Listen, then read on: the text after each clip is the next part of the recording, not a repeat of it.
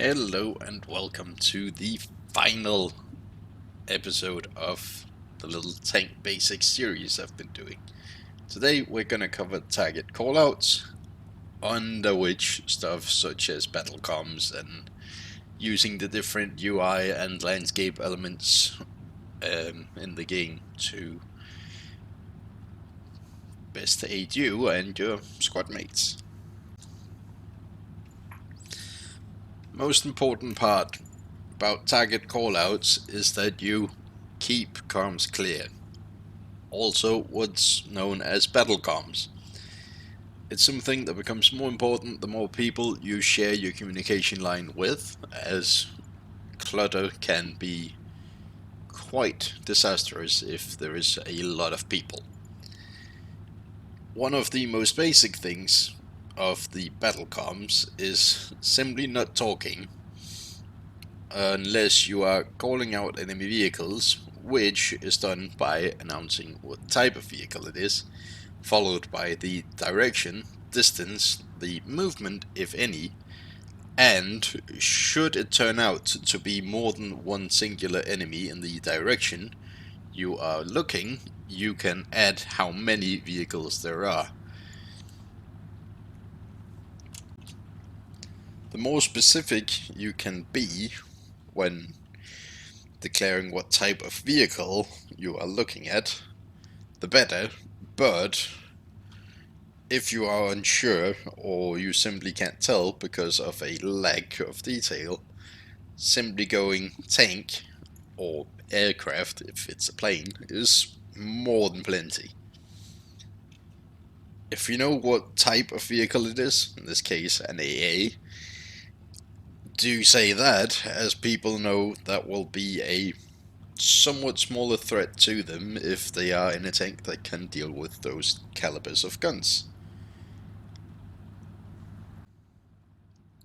Additionally, as I've covered before in one of my previous videos, you have a nifty little compass at the top of your screen utilizing the lovely 360-degree circle combined with the 4 major compass directions.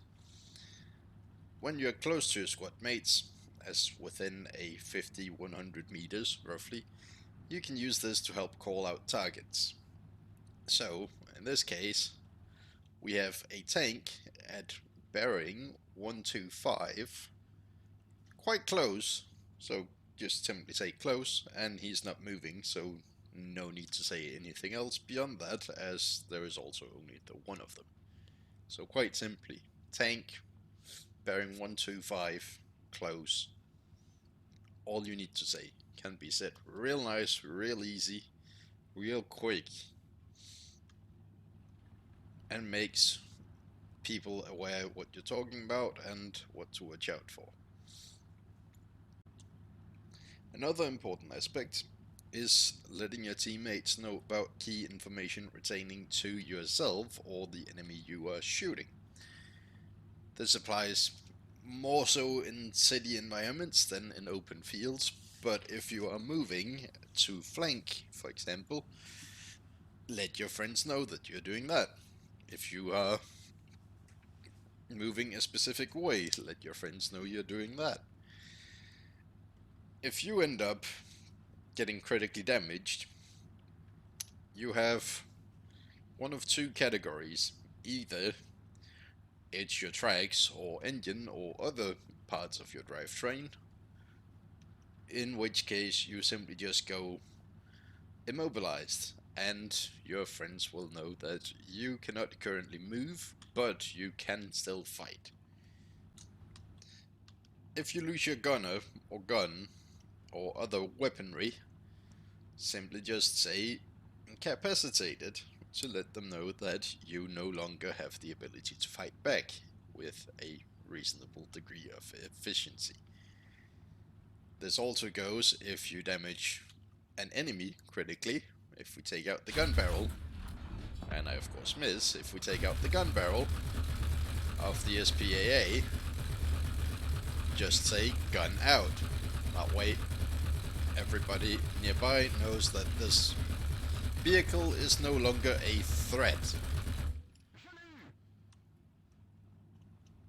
Additionally, if it's the engine, of course that hull breaks him, because Skygen, if it's the engine, you can simply just say enemy immobilized, but be sure that you get the enemy through, or say he's immobilized, or he can't move, but make it clear that it is not you we're talking about, it is actually the enemy. Beyond feeding information on where enemies are and what state you or they are in to fight, just shut the fuck up and keep comms clear.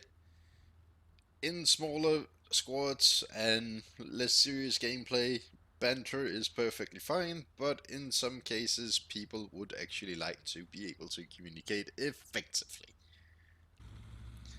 And finally, as the last part of target callouts, most maps have architecture or various bits of landscape and such that are easy to identify and stand out from the surroundings.